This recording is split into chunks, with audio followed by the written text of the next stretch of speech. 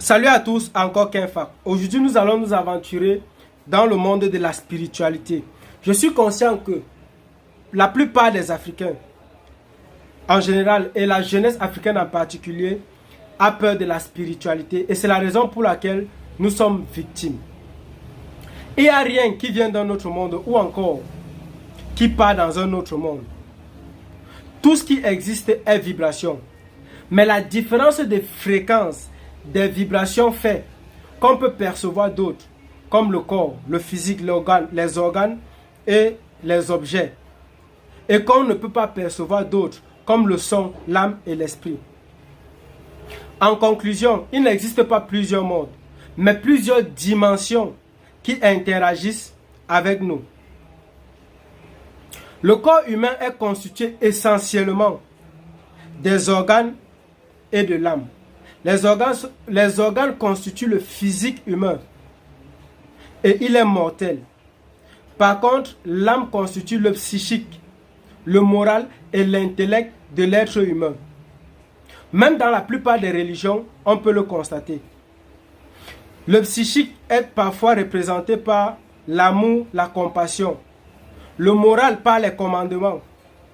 Et l'intellect par la capacité des prophètes de résoudre certains problèmes grâce à la grandeur de leur sagesse. Avec cette explication, on peut comprendre immédiatement que l'âme est matérialisée ou est identifiée immédiatement dans le cerveau de l'humain.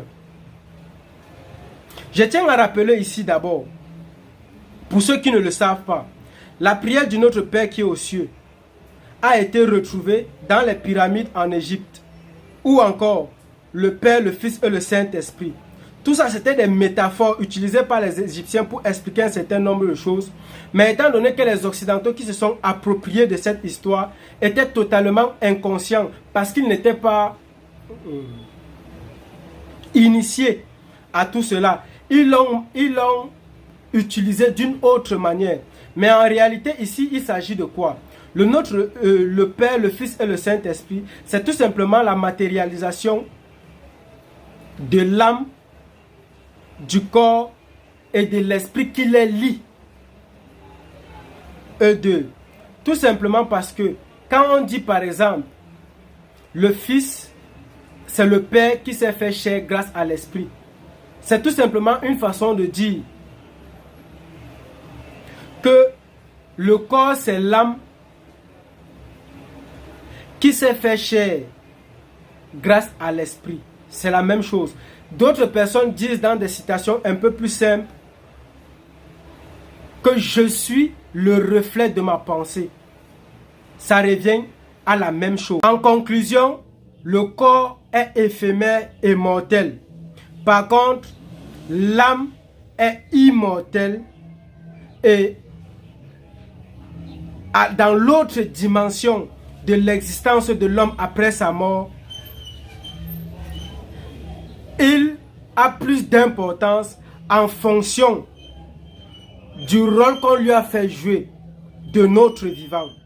Donc pour avoir une âme beaucoup plus importante et beaucoup plus respectable, il est mieux de lui donner toute sa grandeur de son vivant. La Bible aussi essaye de dire ça, mais seulement il le dit d'une manière autre. Pourquoi aujourd'hui nous voulons plus donner de l'importance à un corps mortel plutôt qu'à une âme éternelle? Nos ancêtres avaient déjà compris depuis longtemps qu'il n'y a rien qui vient dans notre monde ou encore qui part dans un autre monde. Ils avaient aussi compris que la représentation physique de l'âme, c'est la tête. Et savaient que si leurs ancêtres avaient appartenu à cette dimension et qu'après leur mort, ils faisaient partie de l'autre dimension, ça signifie tout simplement que le monde n'avait plus aucun mystère pour leurs ancêtres. Et que s'ils arrivaient à vibrer sur la même longueur d'onde que leurs ancêtres, c'est possible que leurs ancêtres arrivent à leur transmettre les mystères de la nature. C'est la raison pour laquelle ils conservaient les crânes de leurs ancêtres. De un, pour pouvoir attirer l'âme de leurs ancêtres. De deux, pour avoir une preuve physique et matérielle de l'existence de leurs ancêtres. Ça leur permettait d'avoir une arbre généalogique bien connue de leur histoire. Et de deux, ils pratiquaient des rites au nom de ces ancêtres afin de pouvoir se mémorer ou encore conserver la mémoire de ces ancêtres à travers ce que leurs ancêtres faisaient de leur vivant, ce qu'ils aimaient et ce qu'ils pratiquaient. Avec ce système-là, ils arrivaient à vibrer sur la même longueur d'onde que l'âme de leurs ancêtres. Et à partir de ça, les ancêtres pouvaient ou encore arrivaient à leur transmettre un certain nombre de secrets de la nature.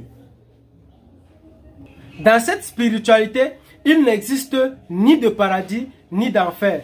Par contre, c'est tout simplement une question de cause à conséquence. Je tiens à préciser ici que l'âme a une différence d'âge. Et l'âge de l'âme n'a rien à y voir avec l'âge du corps. Tu peux avoir un corps âgé et un âme jeune, ou encore un corps jeune et un âme âgé. Pourquoi pas un corps âgé et un âme âgé, ou encore un corps jeune et un âme jeune. Si je prends un exemple, par exemple, comme certaines personnalités, si je vous dis par exemple que Léopold Sédar Senghor,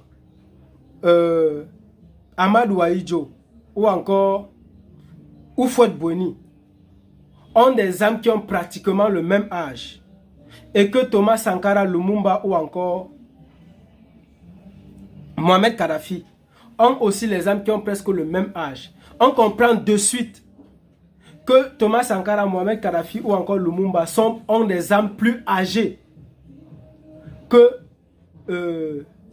Amadou Ahidjo, Houphouët-Boigny ou Léopold Sédar Senghor. Tout simplement parce que ceux-là ont pu nourrir leur âme par la grandeur de leur vivant.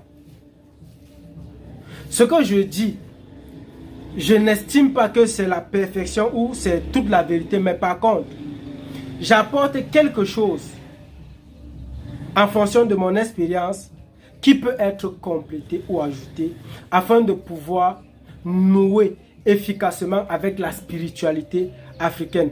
Petit à petit, tout le reste viendra seul. Merci beaucoup et à très bientôt.